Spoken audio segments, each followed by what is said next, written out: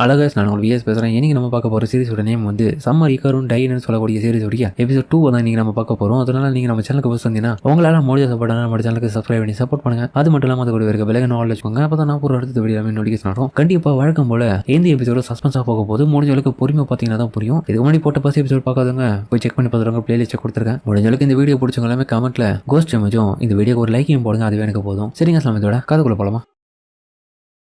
காலையில் வெயிலில் பார்த்தா இக்காரப்போ பயங்கரமாக சைக்கிள் ஓட்டி போயிட்டு இருக்கான்ட்டு யோசிக்க நில்றா என்னால் ஓட்ட முடியலடா பொறுமையாக போடான்ற மாதிரி கற்றுட்டு இருக்கான். ஆனால் யோசிக்கு வந்து அவனை கண்டுக்காம அவன் பாட்டுன்னு போயிட்டே இருக்க. ஒரு இடத்துல அவனும் நிற்பான். ஏப்பாடியோ ஒரு வழியாக நின்றுட்டியா அப்படின்ற மாதிரி அவனும் பெருமிச்சு விட அந்த டைம் பார்த்தா அவன் நின்னதுக்கான காரணத்தை காமிக்கிறாங்க. அவனை தாண்டி கிட்டத்தட்ட நிறைய போலீஸ்கார் எல்லாமே கடந்து போக என்னப்பாச்சு போலீஸ் வந்திருக்கு. அது ஒன்றும் இல்லடா, எனக்கு காலையில் ரெடி ஆகிட்டு வீட்டிலேருந்து கிளம்பி வரதுக்கு முன்னாடி எங்கள் அம்மா ஒரு விஷயத்த காலையில் பேசியிருந்தாங்க. அது என்னன்னா மாஸ்டர் ஆரான்னு சொல்லக்கூடியவங்க அந்த வயசான லேடி இறந்துட்டாங்களாமே. ஏய் அது மாஸ்டர் ஆரா கிடையாதுடா, மார்ட்ஸ் ஆடாது. அதுதான். அப்புறம் நம்ம யோசிக்கு ஹீரோ மேல பயங்கரமா சந்தேகம் இருக்கு. கண்டிப்பா வந்து அந்த விஷயத்த பண்ணிருப்பான் நானு. ஆனா பெருசா அந்த விஷயத்தை எடுத்துக்காம அதுக்கப்புறம் அவனுங்களும் ஸ்கூலுக்கு போக என்னோட பக்கம் நல்லா பாட்டு கேட்டுக்குன்னு எந்த ஒரு இன்வெஸ்டிகேட்டரும் வந்துட்டு இருக்கான் இந்த வில்லேஜுக்கு. அதுக்கப்புறம் ஸ்கூல்ல பார்த்தலாம் இக்காரு வந்து தனியா இருக்கும் போது அவனுடைய ஃப்ரெண்ட்ஸ் கூட சேர்ந்து யோசிக்கையும் காலையில இப்ப என்ன நடந்த விஷயத்த யோசிச்சு பாக்குறான். அடக்கூட அந்த ஓல்டு லேடி ஒருவேளை சூசைட் பண்ணிருப்பாங்களா தெரியலையப்பா. ஆனா இக்காரோ பாத்துங்க ஒரு நாள் அவங்க பயந்துட்டாங்க. ஒருவேளை அவங்க எதனா சாபம் பிடிச்சி செத்துட்டாங்களோ இருக்கலாம், இல்ல பேய் பூந்து எதனா வீட்டுக்குள்ள பூந்து அடிச்சிருக்கோமோ. என்னோட பக்கம் நம்ம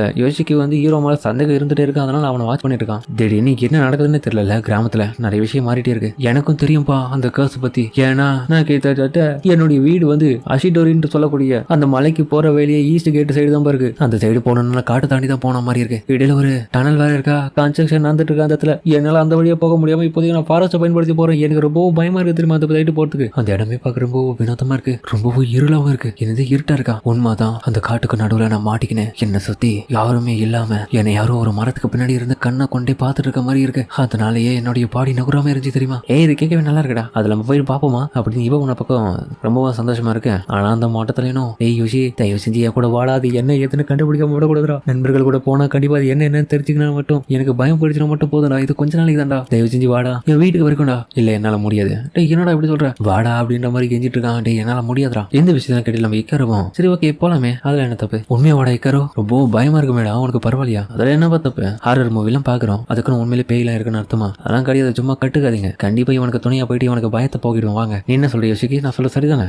உண்மைதான். சரி ஓகே. யோசிக்கி, யூகி, அசுகோ, இக்காரோ எல்லாரும் வாங்க போவோம். என்ன பக்கம் இவ்வளவு கொஞ்சம் சந்தேகப்படுறா. கண்டிப்பா பெருசா என்னமா நடக்க போகுதுன்னு. அதுக்கப்புறம் இன்வெஸ்டிகேஷன் பண்ற அந்த ஆளு டவுன்ல இருந்து இப்ப கிராமத்துல அந்த மாட்சுகாரன் சொல்லக்கூடிய அந்த லேடி இறந்ததுனால அவருடைய வீட்டுக்கு வந்திருக்காங்க. என்னப்பா வந்தது கொஞ்சம் லேட் ஆயிடுச்சு, ரொம்ப நாள் கழிச்சு பாக்குறோம் போல. டக்கேடா எப்படி இருக்கீங்க? டேய் வரது வந்துட்டு லேட்டா வந்துட்டு வர ஒரு சாரி கூட சொல்லாம என்னடா பேசிட்டு இருக்க? சரி சரி டென்ஷன் ஆகாத. உலகுல என்ன இருக்கு நான் பார்க்கலாமா? சாரி சொல்றா. இல்லீங்களா உள்ளுக்குள்ள போக கூடாதா? நான் சொல்றது காதுல கேட்கறியா இல்லையன்ற மாதிரி சொல்ல. ஆனா எதுலையுமே காதுல போட்டுக்காம அதுக்கப்புறம் உள்ளுக்குள்ள போய் செக் பண்றதுக்காக டோரை உடச்சி அவனும் உள்ள போறான். அடேங்கப்பா இந்த பாட்டி உள்ளுக்குள்ளே தான் வந்துட்டு இருக்கு போல, வெளியே அவ்வளவா சுத்தாது போல. சரி டக்கேடா உங்க அப்பாவை ஏன் இந்த கொண்டு வந்த நீ? அதுக்கு காரணம் இருக்கு. அடுத்தது அவர் தான் இறக்க போறது. அவர் உணர்ந்ததுனால அவர் இப்போ ஓமான நம்பிக்கை வச்சுதான் இந்த நான் உனக்கு கூட்டு வந்திருக்கேன். அடேங்கப்பா இது கேட்கவே நல்லா இருக்கு. கண்டிப்பா அவர் செத்து வர்றது. டே எவ்வளவு இருந்து இப்படி சொல்லிருப்பேன். எங்க பாரு என்னுடைய கம்பெனி வந்து எவ்வளவு பெரிய கார்பரேஷன்றது உனக்கு தெரியும். அதனால என் மேல கை வச்சுனா எவ்வளவு பெரிய பாதிப்பு வரும்னு உனக்கு தெரியும். எந்த இடத்துலயும் மிகப்பெரிய பிரச்சனைன்றதான் எனக்கு கூப்பிட்டுருக்கல. அதை மறந்துடாத. நான் இல்லைன்னா அதுக்கப்புறம் எந்த ஒரு பிரச்சனையும் உன்னால இந்த இதில் சால்வ் பண்ண முடியாது. கடைசி வரைக்கும் நீ புலம்படி தான் இருக்கணும். அப்புறம் உன்னுடைய அப்பாவை கூட காப்பாற்ற முடியாது. அவன் சொல்றது உண்மைதான். இப்போதைக்கு நம்ம எதுவும் பண்ண தேவை. அவனை தான் இப்போ நம்பி இருக்கணும். வில்லேஜில் அடுத்த கட்டமா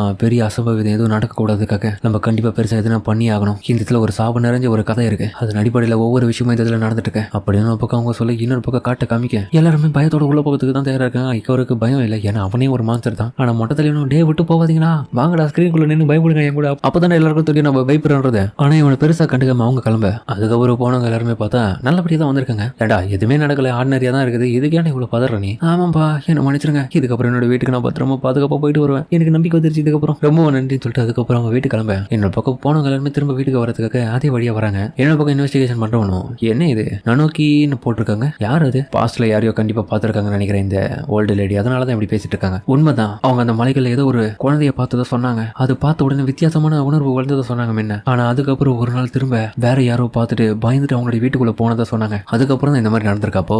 ஒரு நிமிஷம் இருந்தாலுமே இந்த ஓல்டு லேடி இறந்து போயிட்டாங்க. அப்ப இருந்தாலுமே அவங்களுடைய பொண்ணு எதுக்காக இந்த இடத்த விட்டு மூட்டை முடிச்செல்லாம் கட்டிக்கின்னு கிளம்பணும்? அது மட்டும் இல்லாம இந்த இடத்துல இருக்க எந்த ஒரு விஷயத்தையுமே எடுத்துக்கணும் போகாம இப்படியே விட்டுட்டு போயிட்டாங்க. அப்போ எனக்கு தெரிஞ்சு இந்த வீட்டை மட்டும் கிடையாது, இந்த மவுண்டனை விட்டே அவங்க வெளியே போறதுக்காக முடிவு பண்ணிருக்காங்க. அப்ப அந்த வயசானவங்க அந்த மவுண்டன்ல இருந்து ஏதோ ஒரு விஷயத்தை வினோதமா பார்த்திருக்காங்க. அதனாலதான் அவங்க இப்படியா ஒரு நிலைமைக்கு ஆளா இருக்காங்க. அப்போ அந்த காட்டுக்குள்ள என்ன இருக்கு அப்படின்ற மாதிரி மாதிரி அவன் சொல்ல இப்போ அதே காட்டுக்குள்ள தான் இவனுக்கு திரும்பி நடந்து வந்துட்டு இருக்கு. அதுக்கப்புறம் இவங்க 4 பேரும் போயிட்டு இருக்கும் போது திடீர்னு பார்த்து நம்ம யோசிக்கு மட்டும் தின்னசான ஒரு விஷயம் தோணுது. அவனும் பார்த்துட்டு ஷாக் ஆகிட்டு திரும்புவான். ஆமா தூரத்துல என்னது ஜிக்ஜாக் மாதிரி இருக்குது அப்படின்னு அதை ஒத்து பார்க்க அதுக்கப்புறம் அப்படியே கொஞ்சம் அசைஞ்சு வளையுது. அது என்னவா இருக்குன்னு சொல்லிட்டு அப்படியே நின்று பொறுமையாக கவனிக்கிறான். அடுத்த கண்ணுமே பார்த்தா அது மிகப்பெரிய தலை வச்சிருக்கிற ஏதோ ஒரு வினோதமான ஒரு உருவமும் அவனை நோக்கி வந்துட்டு இருக்கு. யோசிக்க அதுக்கப்புறம் பதட்டத்தோட அதே இதுல நிற்கிறா. என்ன பண்ணுறதுன்னு புரியல. அட கடவுளே அதை பார்த்துட்டு இப்போ எப்படி நகர்றது என்னோட உடம்பு கூட நகர மாட்டேங்குதுன்னு சொல்லிட்டு அவன் ஷாக் ஆகிட்டு இருக்கு. அது இன்னும் சமவேகமா வந்துட்டு இருக்கு. ஆனா பின்னாடி இருக்கிற நம்ம ஹீரோவும் யோசிக்கு என்ன பாருடா உடனே நீ பார்க்காம அப்படின்னா உனக்கு தான் பிரச்சனைன்ற மாதிரி சொல்ல அதுக்கப்புறம் உடனே அது பின்னாடி வந்துடும். அது இந்த இதுக்கு ஒன்னு ஃபாலோ பண்ணி வந்துருச்சுடா அப்படின்னு சொல்லுவோம். அடுத்த கண்ணுமே பார்த்தா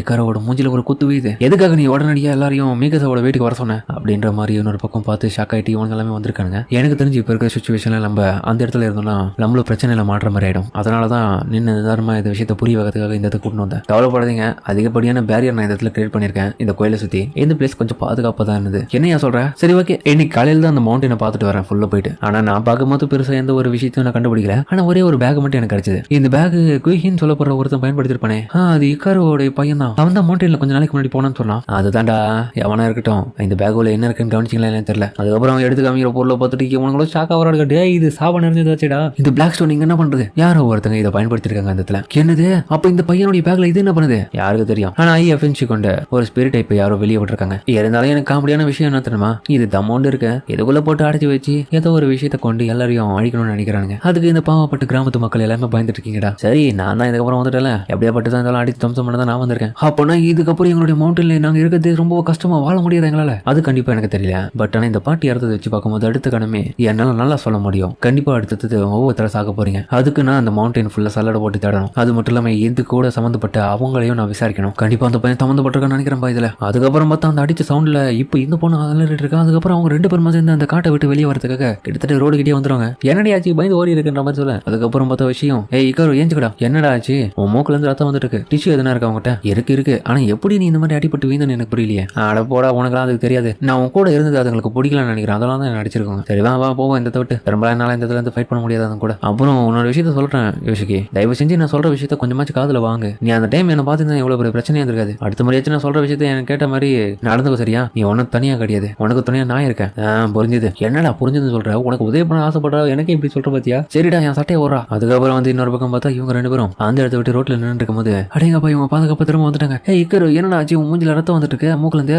அது அவ்வளவு பெரிய பிரச்சனை இல்லப்பா, தடுக்கி வந்துட்டேன். ஆனா ஏதோ கண்ணு வெடிச்ச மாதிரி சவுண்ட் கிடைச்சல, ரிலாக்ஸ் எதுவும் ஆகாது வாங்க போவோம்னு சொல்லி. ஆனா இந்த பொண்ணுக்கு மட்டும் சந்தேகமா இருக்கு. கண்டிப்பா அந்த சவுண்ட் அது கிடையாது, வித்தியாசமான ஃபீலிங் கொடுத்தது அப்படின்ற மாதிரி அவ்வளவு பார்த்துட்டு இருக்கேன். ஆனா அடுத்த கண்ணமே பார்த்தா இக்காரோ இந்த பொண்ணை டார்கெட் பண்ற மாதிரி பாக்குறான். இக்காரோ என்னாச்சு உனக்கு எதுவும் ஆவலி அடிபடலையே? உனக்கு வலிக்குதா இது?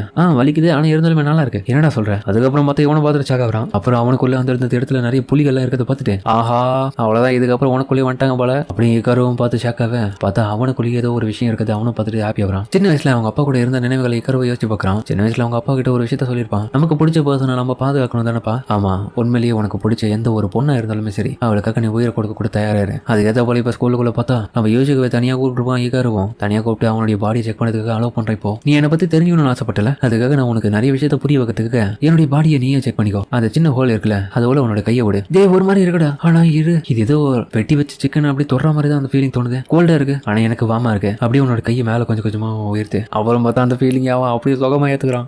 என்னடா பண்ணிட்டு இருக்க வேணாண்டா. அதுக்கப்புறம் உள்ளுக்குள்ள இருக்கிற ஏதோ ஒரு விஷயம் அவனையும் அப்படி எடுக்கலான்னு பார்க்க. ஆனா ஹீரோ ஒரு மாதிரி பார்க்கறதுல கையை எடுத்துறான் ஒரு வழியா. எவனை பார்த்துட்டு அவனை சரிக்க முட்டாள்தனமா இந்த மாதிரிலாம் பண்ணாதா கடுப்பா இருக்கடா. எப்படி இருக்கு என் பாடி பாக்குறதுக்க? போடுறா காட்டுவாசி மறிக்கிறடாடி. சரி ஓகே. என்னோட பக்கம் பார்த்தா நம்ம கருவ ஒரு நாள் பார்த்தா அந்த லேடி இப்போ சூப்பர் மார்க்கெட்ல ஏதோ ஒரு விஷயத்த வாங்கிட்டு இருக்கேன். என்னோட பக்கம் நம்ம யோசிக்கும் அதே இடத்துல வந்துட்டு கடையில வாங்கிட்டு இருக்கும் போது அந்த கடையில பில் போடுறவங்க வந்து ஈஷுக்கு தெரிஞ்சிருக்கு நல்லாவே. அதனால அவங்க கிட்ட நல்லா பேசிட்டு அவனும் பேசிட்டு இருக்கும் போது அவங்கள பார்த்துட்டு அவனுக்கு கொஞ்சம் வித்தியாசமா தோணும். என்னோட பக்கம் இந்த லேடியும் வினசாயம் அவனை பாக்குறாங்க. அதுக்கப்புறம் யோசிக்க எல்லாமே வாங்கி நான் தடுத்து விட்டு வெளியே வரும்போது யோசிக்கிறான் நம்ம ஹீரோடைய உடம்புல அவன் கை விட்டுட்டு அவனுக்கு எந்த மாதிரி ஃபீல் தோணுச்சுன்னு. ஆனா சைக்கிள் எடுக்கிற போற சமயத்தில் பார்த்து இவனுடைய கையை யாரோ ஒருத்தங்க தடுக்கிறாங்க. இங்க பாரு தம்பி நிறுத்து, நீ பெரிய பிரச்சனையில இருக்குன்னு எனக்கு புரியுது. என்னங்க சொல்றீங்க? ஆமா நீ ஆபத்துக்கு ரொம்ப பக்கத்துல இருக்க, எனக்கு அது பார்த்தாலே ஒண்ணு மூலியமா தெரியுது. ஆனா நீ ஒன்றிணைஞ்சிட்டேன்னா அது புரியவது ரொம்ப கஷ்டம் தம்பி. ஒரு சில ஹியூமன்ஸ் கூட ஒரு சில விஷயம் அப்படியே கலந்துட்டு இருக்கு. என்ன பேசுறீங்க நீங்க? முதல்ல யார் நீங்க?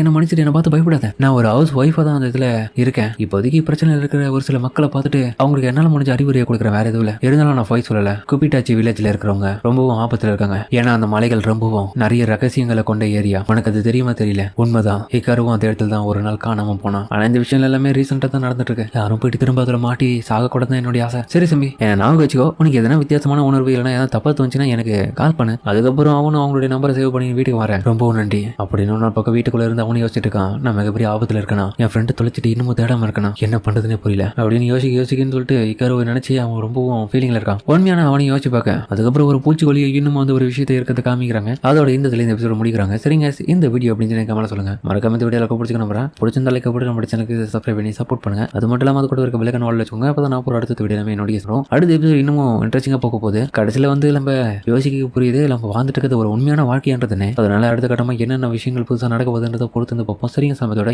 இந்த வீடியோ முடிச்சுப்போமா.